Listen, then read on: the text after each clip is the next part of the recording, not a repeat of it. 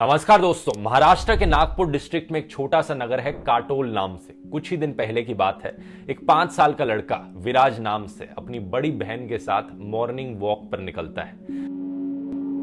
ये दोनों अपने घर से थोड़ी ही दूर आगे निकले थे कि सड़क पर इन्हें 7-8 स्ट्रे डॉग्स दिखाई पड़ते हैं। देखते ही देखते ये कुत्तों का झुंड इन पर हमला कर देता है, स्पेशली इस लड़के पर। विराज की बड़ी बहन बचाने की पूरी कोशिश करती है, लेकिन ये कुत्ते इतनी बुरी तरीके से अटैक करते हैं कि इस बच्चे की मौत हो जाती है। ये कहानी बहुत दर्दनाक है, लेकिन कोई नई कहानी नहीं है। आप इस तरीके की खबरें ढूंढने की कोशिश करेंगे तो आपको हर हफ्ते एक ऐसी नई खबर मिलेगी। एक हफ्ते पहले बेंगलुरु में 2 बच्चे इंजर्ड जब कुत्तों ने हमला किया। 2 हफ्ते पहले यूपी में 9 साल के बच्चे को मार दिया गया स्ट्रे डॉग्स के द्वारा। 2 हफ्ते पहले जयपुर में स्ट्रे डॉग्स ने एक बच्चे को मार दिया, वीडियो वायरल चला गया। 3 हफ्ते पहले हैदराबाद में पुलिस ने कंफर्म किया कि स्ट्रे डॉग्स ने एक 12 साल के बच्चे को मार दिया है। ये कहानियां इतनी आम बात बन चुकी है, ये एक ऐसा इशू है जिसे हम रोजमर्रा की जिंदगी में अपनी आंखों के सामने देखते हैं, लेकिन फिर भी शायद ही कोई इस पर बात करता है, कोई पूछने की कोशिश करता है कि ये क्यों हो रहा है और क्या इसका सोल्यूशन हो सकता है। आइए आज के वीडियो में दोस्तों समझते हैं स्ट्रे डॉग्स के इशू को। There are estimated to be 30 million stray dogs in India. 20,000 people a year die of rabies. Here the municipal corporation is to kill them because they thought that was the only way it could bring down rabies or the stray dog population. The World Health Organization will call them free roaming pets. पालतू कुत्ते और stray dogs की कहानी दोस्तों आज से करीब 23,000 साल पहले शुरू होती है। जनवरी 2021 में एक स्टडी पब्लिश करी गई थी नेशनल एकेडमी ऑफ साइंसेज में, जिसने बताया कि एक्चुअली में कुत्तों को पहली बार डोमेस्टिकेट किया गया था जब आखिरी बार आइस एज हुई थी। तो तब यानी आज से 23,000 साल पहले साइबेरिया में पहली बार ग्रे वुल्फ को डोमेस्टिकेट किया गया था, एक तरीके का भेड़िया। पर सोचने वाली बात यह है कि ये कैसे हुआ होगा। उस समय में इंसान हंटर्स हुआ करते थे, हंटिंग करते थे, तो क्या कोई भेड़िया आसपास रहने वाला इंसानों की टेरिटरी में आ गया और एक आदमी को लगा कि मैं इसे थोड़ा खाना दे देता हूं? क्या ऐसे इसकी शुरुआत हुई होगी? अगर हां तो इसका मतलब है कि domestication of dogs directly linked है यूटिलिटेरियन एथिक्स से, यानी इंसान मदद करना चाहते हैं और उन्होंने कुत्तों को खाना देना शुरू किया क्योंकि उन्हें दिल से अच्छा लग रहा था। लेकिन साइंटिस्ट का मानना है कि एक्चुअली में इसका कुछ उल्टा ही हुआ था। भेड़िए फूड स्कैवेंज करने के लिए, यानी खुद से खाना ढूंढने के लिए इंसानों की टेरिटरी में आए। इस तरीके से इंटरमिंगलिंग शुरू हुई इंसानों और कुत्तों के बीच में। टाइम के साथ साथ उन भेड़ियों ने, उन कुत्तों ने मदद भी करनी शुरू करी इंसानों की हंटिंग करते वक्त और अच्छे कंपेनियंस भी बन गए इंसानों के। डॉग्स की ब्रीडिंग के पीछे भी रीजन यहीं से ही आता है। ओवर द ईयर्स इंसानों ने देखा कि कुछ डॉग्स एक्चुअली में कुछ पर्टिकुलर ट्रेट के लिए काफी सूटेबल है। कुछ है जो हंटिंग अच्छी कर लेते हैं, Jack Russell terriers, dachshunds जैसे। कुछ है जो हर्डिंग अच्छी कर लेते हैं जैसे कि शीप डॉग्स, कोलीज जैसे। और कुछ है जो गार्डिंग अच्छी कर लेते हैं, डोबरमैन जैसे। तो इंसानों ने सेलेक्टिवली डॉग्स की ब्रीडिंग करनी शुरू करी इन ट्रेट्स को देखकर, और इसी की वजह से डॉग ब्रीड्स निकल कर आई। वैसे दूसरी तरफ बिल्लियों की कहानी भी काफी सिमिलर है, हालांकि इतनी पुरानी नहीं है। बिल्लियों की डोमेस्टिकेशन आज से करीब 8,000 साल पहले शुरू हुई थी, जब इंसान ऑलरेडी फार्मिंग करने लग चुके थे। यहां पर भी एक म्यूचुअली बेनिफिशियल रिलेशनशिप देखी गई। बिल्लियों को चूहे मिल जाते थे क्रॉप्स के पास, जहां पर खेत में क्रॉप्स उगाए जाते थे, और इंसानों के लिए बिल्लियां एक्चुअली में इन चूहों को मारने का काम कर देती थी, जो खेत के लिए अच्छा होता था। लेकिन सबसे बड़ा सवाल यहां पर यह उठता है कि स्ट्रे एनिमल्स की कैसे शुरुआत हुई? ये अलग अलग ब्रीड के कुत्ते स्ट्रे डॉग्स कैसे बन गए? ये समझने के लिए पहले स्ट्रे एनिमल्स को डिफाइन करना काफी जरूरी है। मेनली 3 तरीके के स्ट्रे एनिमल्स या स्ट्रे डॉग्स हो सकते हैं। पहला वो स्ट्रे डॉग्स जो फ्रीली घूमते रहते हैं और ह्यूमंस पर पार्शली डिपेंडेंट है, यानी सोसाइटी में, कॉलोनीज में रहने वाले लोग उन्हें खाना देते हैं, जिसकी वजह से वो सरवाइव कर पाते हैं। लेकिन उनके पास अनरिस्ट्रिक्टेड मूवमेंट का राइट है, यानी वो कहीं भी जाना चाहे जा सकते हैं, उन्हें कोई रोकता नहीं है। दूसरा वो स्ट्रे डॉग्स जो अनरिस्ट्रिक्टेड हैं लेकिन ह्यूमंस पर डिपेंडेंट नहीं है। कोई उन्हें खाना ना भी खिलाए तो भी वो सरवाइव कर जाते हैं, क्योंकि आसपास पड़े कूड़े के ढेर हो गए या डस्टबिन में से जाकर खाना खाना हो गया, वो खुद से सरवाइव कर लेते हैं। तीसरे हो गए वो पेट्स, वो पालतू कुत्ते जिन्हें अबैंडन कर दिया गया है उनके ओनर्स के द्वारा, यानी छोड़ दिया गया है। सेकंड और थर्ड कैटेगरी में यहां पर एक बड़ा डिफरेंस है, क्योंकि जो सेकंड कैटेगरी के स्ट्रे डॉग्स होते हैं उन्हें आदत होती है कैसे सरवाइव करना है। ये डॉग्स बचपन से ही सीखते हैं कि कैसे पडल से जाकर पानी ढूंढ लेना है, कैसे कूड़े के ढेर से खाना ढूंढना है, कैसे रोड से नेविगेट करना है अपने आप को। और तीसरी कैटेगरी के वो पालतू कुत्ते जिन्हें अबैंडन कर दिया गया है, वो ये सब नहीं सीखते। तो एक्चुअली में जब उन्हें खुला छोड़ दिया जाता है, वो नहीं ढूंढ पाते खाना अपने आप से। अक्सर रोड एक्सीडेंट्स में मारे जाते हैं और गंदा पानी पीकर उन्हें प्रॉब्लम्स हो जाती हैं। 2021 की state of pet homelessness index report के अकॉर्डिंग इंडिया में जो पालतू जानवरों को गिव अप करने का रेट है वो कहीं और ज्यादा है बाकी और दुनिया के कंपैरिजन में।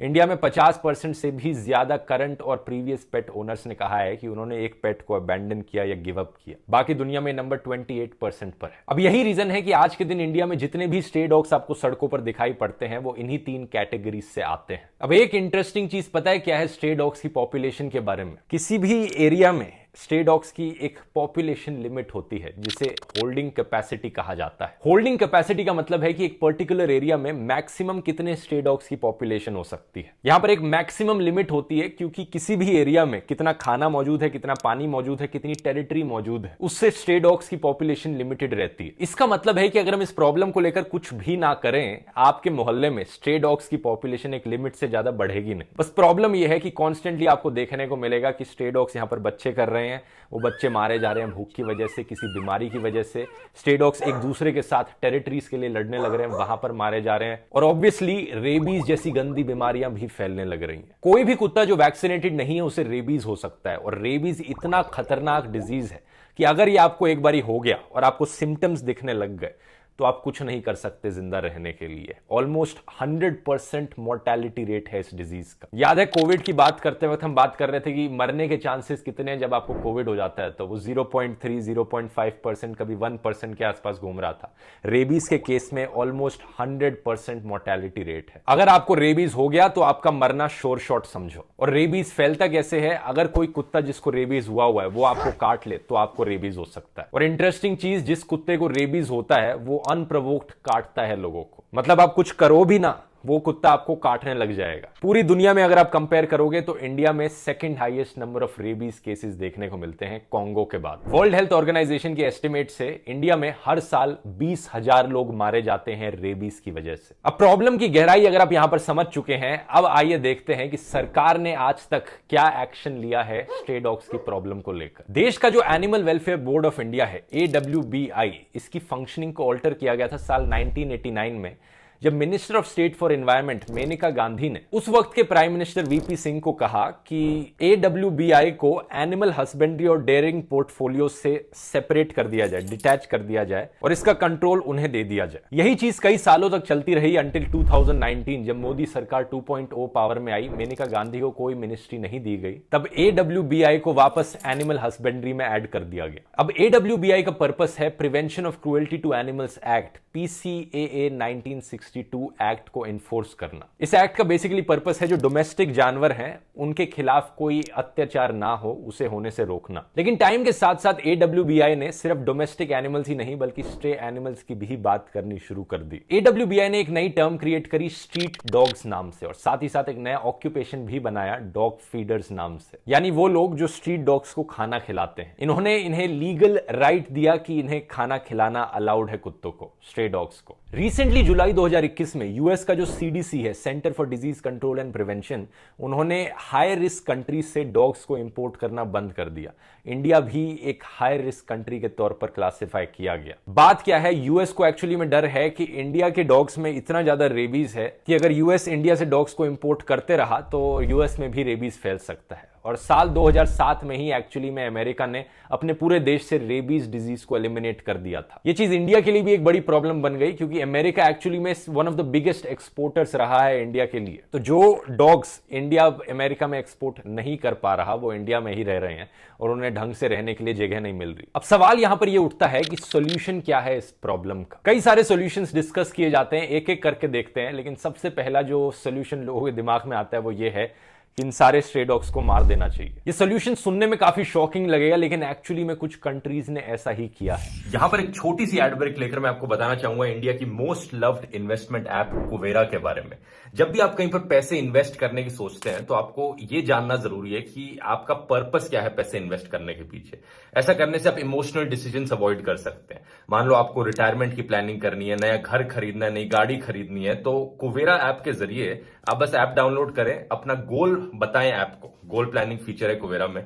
एग्जाम्पल के तौर पर यहां पे देखिए, जैसे मेरा गोल है नई गाड़ी खरीदना, यहाँ पर आप कुछ सिंपल डिटेल्स फिल करेंगे, जैसे कि गाड़ी की कॉस्ट क्या है, कितने साल बाद आपको गाड़ी लेनी है, और कुवेरा का इंटेलिजेंट एल्गोरिथम अपने आप ही आपको बता देगा रिकमेंडेशंस अलग अलग इन्वेस्टमेंट ऑप्शंस के लिए। जी हाँ, इतना ही सिंपल है ये। फ्री टू डाउनलोड ऐप है, इसका लिंक नीचे डिस्क्रिप्शन में मिल जाएगा। और अब टॉपिक पर वापस आते हैं। अमेरिका में ह्यूमेन तरीके इस्तेमाल किए गए थे यूथेनेशिया करने के लिए स्ट्रे डॉग्स पर, लेकिन ये चीज करनी इंडिया में शायद से पॉसिबल ही नहीं है। और ऑब्वियसली जैसा कुछ लोग कहेंगे कि ये करना अनएथिकल है, इंडिया में ये करना एक्चुअली में इलीगल भी है, लेकिन फिर भी हमें ऐसे केसेस देखने को मिले हैं पास्ट में जहां पर लोगों का मॉब इकट्ठा होकर कुत्तों को मारने लग रहा है, स्ट्रे डॉग्स को, या फिर प्रोफेशनल कैचर्स को हायर कर रहा है ये काम करने के लिए। जैसे कि साल 2016 में केरला में एक स्ट्रे डॉग्स इरेडिकेशन सोसाइटी बनाई गई थी, जिसने एक साल में करीब 300 स्ट्रे डॉग्स को मारा। लेकिन पता है क्या, फिर भी प्रॉब्लम सॉल्व नहीं हुई। इसके पीछे रीजन बड़ा सिंपल है। कुत्ते और बिल्लियों में जो प्रेगनेंसी टाइम होता है वो सिर्फ 2 महीने का होता है। अगर किसी शहर के अंदर सारे स्ट्रे डॉग्स को मारने की कोशिश करी जा रही है तो वो प्रोसेस 2 महीने के अंदर कंप्लीट हो जाना चाहिए। अगर नहीं हुआ तो जो पॉपुलेशन होगी वो स्ट्रे डॉग्स की फिर से अपने आप उभर कर आ जाएगी और होल्डिंग कैपेसिटी तक पहुंच जाएगी। और एक्चुअली में एक एक स्ट्रे डॉग को ढूंढकर मारना बहुत ही लंबा काम है और बहुत ही महंगा काम है। ब्राजील में साओ पोलो में करने की कोशिश करी गई थी, लेकिन ये तरीका बिल्कुल फेल रहा। अब दूसरा सोल्यूशन जिसकी वर्ल्ड हेल्थ ऑर्गेनाइजेशन बात करता है वो डोमेस्टिकेशन से रिलेटेड है। WHO की कई गाइडलाइंस हैं कि कैसे स्ट्रे डॉग्स की प्रॉब्लम से डील किया जाए। इनमें से नंबर 1 पॉइंट है कि एक्चुअली में स्टेरिलाइजेशन करी जाए पालतू कुत्तों की, नसबंदी करी जाए पालतू कुत्तों की, स्ट्रे डॉग्स की नहीं बल्कि पेट डॉग्स की। इसके अलावा कुछ और भी रिकमेंडेशन है WHO की, जैसे कि वैक्सीनेशन प्रोग्राम्स चलाए जाएं, पेट कंट्रोल लॉज को इन्फोर्स किया जाए ताकि जिन लोगों के पास पालतू कुत्ते हैं वो अबैंडन ना करें अपने पालतू कुत्तों को, उसे प्रिवेंट किया जाए। WHO की expert consultation on rabies report 2004 में 3 प्रैक्टिकल मेथड्स आइडेंटिफाई किए गए हैं कुत्तों की पॉपुलेशन को कंट्रोल करने के लिए। मूवमेंट रिस्ट्रिक्शन, हैबिटेट कंट्रोल और रिप्रोडक्शन कंट्रोल। मूवमेंट रिस्ट्रिक्शन मतलब कुत्तों की मूवमेंट पर एक रिस्ट्रिक्शन लगाई जाए ताकि एक एरिया में रहने वाले स्ट्रे डॉग्स दूसरे एरिया में ना जा पाए, ताकि एरिया बाय एरिया हम यहां पर फोकस कर सकें। यहां पर एक इंपॉर्टेंट पॉइंट है कि पेट ओनर्स अपने पेट डॉग्स को अबैंडन ना करें ताकि नए स्ट्रे डॉग्स ना बनकर आए। दूसरा हैबिटेट कंट्रोल। इंडिया में जो ढेर सारे कूड़े के ढेर आपको सड़कों पर देखने को मिलते हैं, अगर इन्हें खत्म कर दिया जाएगा, साफ सफाई रखी जाएगी, तो ऑब्वियसली होल्डिंग कैपेसिटी एक एरिया की कम रहेगी, स्ट्रे डॉग्स की पॉपुलेशन कम रहेगी, क्योंकि उनके पास खाने का ज्यादा ऑप्शन नहीं होगा इन डस्टबिन्स में, गार्बेज डंप्स में। और तीसरा रिप्रोडक्शन कंट्रोल। अगर पेट्स को यहां पर स्टेरिलाइज किया जाएगा, पेट्स कहना जरूरी है क्योंकि ज्यादातर जो गवर्नमेंट के प्रोग्राम्स देखे गए हैं अभी तक वो स्ट्रे डॉग्स को स्टेरिलाइज करने पर फोकस करते हैं, लेकिन पेट्स को नहीं किया जाएगा तो उससे स्ट्रे डॉग्स की पॉपुलेशन भी बढ़ेगी, क्योंकि बहुत से लोग अपने पेट्स को फिर भी अबैंडन कर देते हैं। थियोरेटिकली देखा जाए एक अनस्टेरिलाइज्ड फीमेल पेट डॉग 7 सालों में 78,000 पपीज बना सकती है। स्पेसिफिकली इंडिया की बात करें तो इंडिया में इस सोल्यूशन को इंप्लीमेंट करने में प्रॉब्लम यह आएगी कि बहुत से पेट ओनर्स इंडिया में एक्चुअली में अफोर्ड ही नहीं कर सकते अपने पेट्स की नसबंदी कराना। वेट डॉक्टर के पास जाकर एक ऑपरेशन की कॉस्ट 5,000 से 8,000 रुपए के आसपास पड़ती है, जो कि काफी ज्यादा होता है कुछ लोगों के लिए। बहुत से पालतू कुत्तों के ओनर्स को लगता है कि यहां पर अगर बच्चा हो गया हमारे किसी पेट डॉग का तो उसे गार्बेज में, डंप में डालेंगे या फिर किसी रेस्टोरेंट के पास कोने में छोड़ देंगे, कोई नहीं देख रहा। वो सबसे आसान काम होता है और सस्ता पड़ता है उनके लिए करना। तो इंडिया में सरकार की तरफ से यहां पर स्टेरिलाइजेशन ड्राइव्स की जरूरत है कि सरकार एक तो अवेयरनेस फैलाए इस चीज को लेकर, और दूसरा फ्री में ऑफर करे स्टेरिलाइजेशन पेट ओनर्स के लिए। अब मान लो ये सॉल्यूशन सक्सेसफुली काम कर जाता है देश में, लेकिन अगला सवाल आपके दिमाग में आएगा कि हमने सारे पालतू कुत्तों को तो स्टेरिलाइज कर दिया, लेकिन उन स्ट्रे डॉग्स का क्या जो अभी भी सड़कों पर घूमने लग रहे हैं? हमने गार्बेज डंप्स को सड़कों से हटा दिया ताकि उनकी पॉपुलेशन कंट्रोल में आ सके थोड़ी सी, लेकिन फिर भी इतने सारे स्ट्रे डॉग्स हैं। यहां पर अगला सॉल्यूशन आता है कि उन स्ट्रे डॉग्स को रीहोम करना। एक फ्रेज है जो आपको अक्सर सुनने को मिलता होगा यहां पर, एडॉप्ट डोंट शॉप। इसका मतलब है कि जो सड़कों पर घूम रहे स्ट्रे डॉग्स हैं, होमलेस कुत्ते हैं, उन्हें अडॉप्ट करो,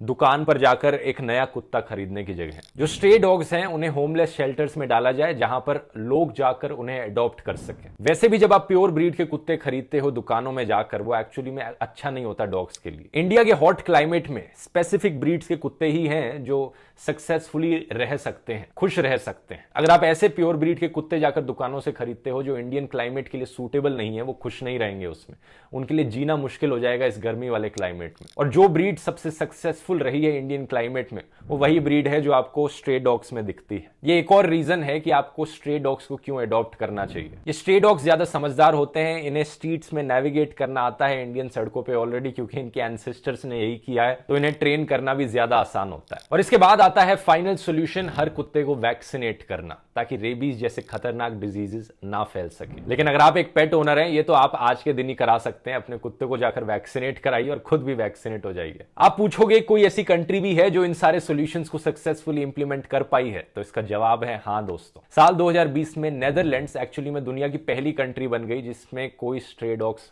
मौजूद नहीं है। नेदरलैंड्स देश में पॉसिबल हो पाया उनके CNVR प्रोग्राम की वजह से। CNVR मतलब कलेक्ट, न्यूटर, वैक्सीनेट और रिटर्न। ये गवर्नमेंट फंडेड स्टेरिलाइजेशन प्रोग्राम था जो फ्री में स्टेरिलाइजेशन ऑफर कर रहा था पालतू कुत्तों के लिए। सरकार ने स्ट्रे डॉग्स को होमलेस शेल्टर्स में जाकर रखा, टैक्सेस बढ़ाए स्टोर बॉट कुत्तों पर, यानी अगर आप दुकान से जाकर एक प्योर ब्रीड का कुत्ता खरीदोगे तो वो महंगा पड़ेगा आपके लिए, ज्यादा टैक्स भरना पड़ेगा आप। लेकिन अगर आप एक होमलेस शेल्टर से जाकर अडॉप्ट करोगे कुत्तों को, वो ज्यादा सस्ता पड़ेगा। तो ज्यादातर लोगों ने ये करना चूज किया। सेकंड स्टेप न्यूटर यानी स्टेरिलाइजेशन, अपने पालतू कुत्तों को लेकर जाओ सरकार के पास, फ्री में स्टेरिलाइज करवाओ हॉस्पिटल्स में ले जाकर। तीसरा वैक्सीनेट करवाओ अपने कुत्तों को ताकि रेबीज जैसे डिजीजेस ना हो। और चौथा रिटर्न यानी रीहोम, इन डॉग्स को आपने एक नई जिंदगी दे दी है अपने घर। आखिर में मैं यहां पर कोट करना चाहूंगा महात्मा गांधी जी को, जो उन्होंने स्ट्रे डॉग्स के बारे में कहा था। If you want to keep dogs in towns और villages in a decent manner, no dog should be suffer to wander. There should be no stray dogs even as we have no stray cattle.